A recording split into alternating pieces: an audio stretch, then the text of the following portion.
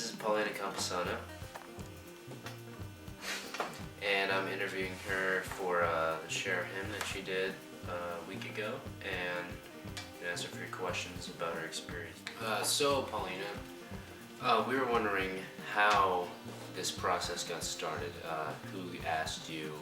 What happened to start this process? After we did a Pathfinder Sabbath, we preached, Andre and I, and afterwards, James Davis came up to me and he asked me if I was interested in doing Share Him.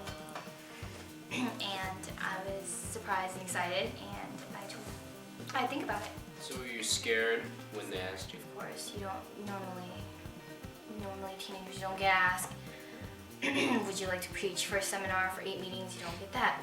So it was pretty intimidating and surprising and cool at the same time.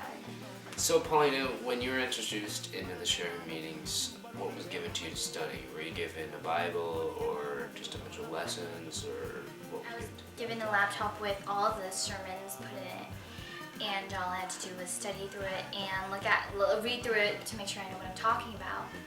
And it was pretty complicated since most of the stuff I didn't really recognize and learning before, so it was a learning process. So when you got these things, did you work on them as soon as you got them, or were you kind of intimidated and you kind of put them off?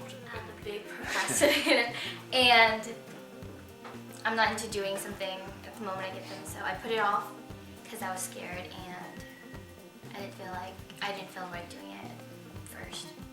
So did you feel under pressure with the deadline that was given to you for the sharing? I did feel under pressure since there was a deadline to make, and whether I would accept the scholarship, and it would mean me doing the sermons or me denying the scholarship, and I wouldn't have to do the sermon, but I committed to doing it, so I stayed with that.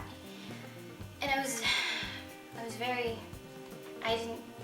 I didn't get enough sleep because I was thinking too hard, and I wanted to make a right decision to not disappoint me mentally and physically, and just thinking about it and trying to make a right decision to not disappoint anyone, because I made a commitment and I didn't want to back out of it. So, just thinking about it, and people, I'm like, okay, so what do I do? I want to make a right decision, and they tell me to pray about it. So you prayed about it? Well, don't usually pray. You pray at school and stuff, but I don't have those times where, you talk to God. I don't have those times.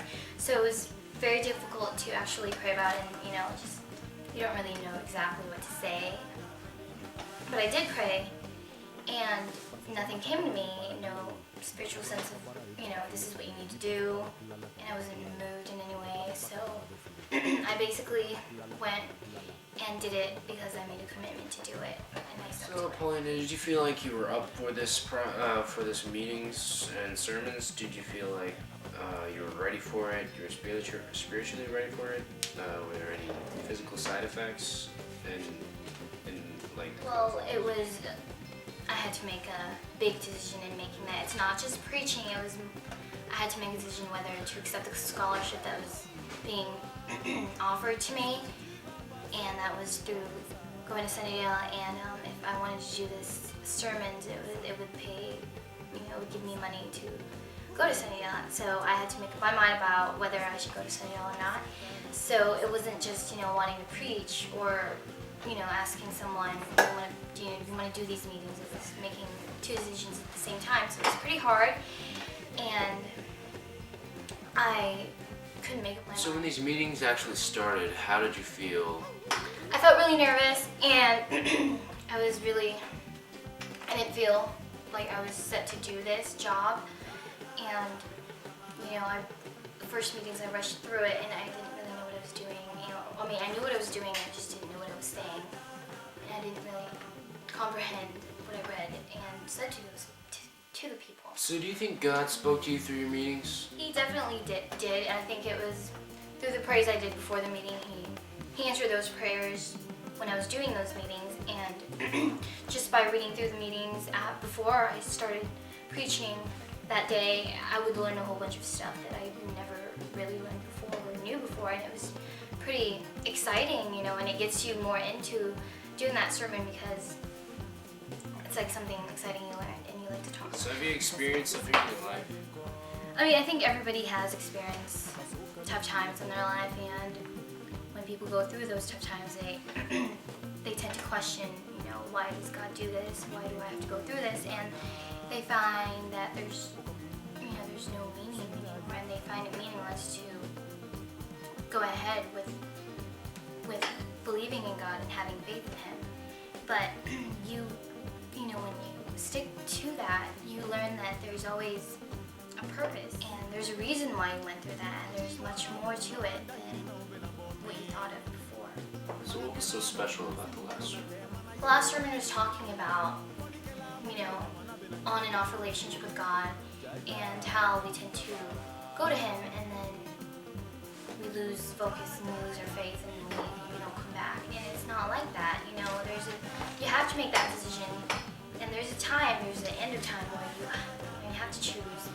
And I don't think a lot of people realize that, because Jesus said, He forgives, and people do things over and over again, and they're just like, okay, well, He'll forgive me, so it's okay. But there's an end of time where you have to make that decision.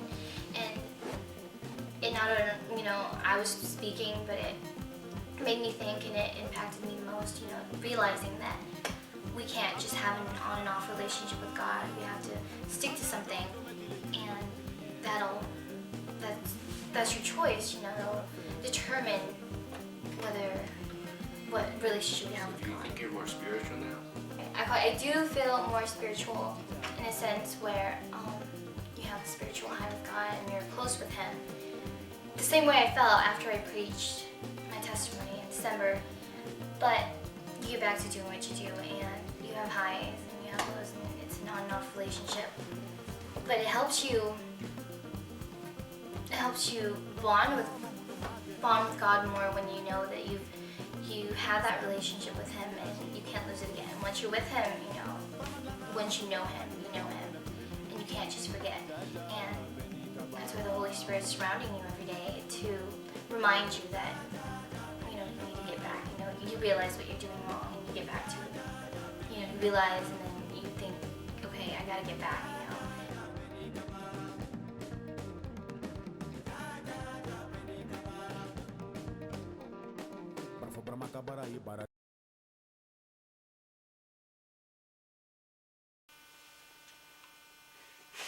Okay.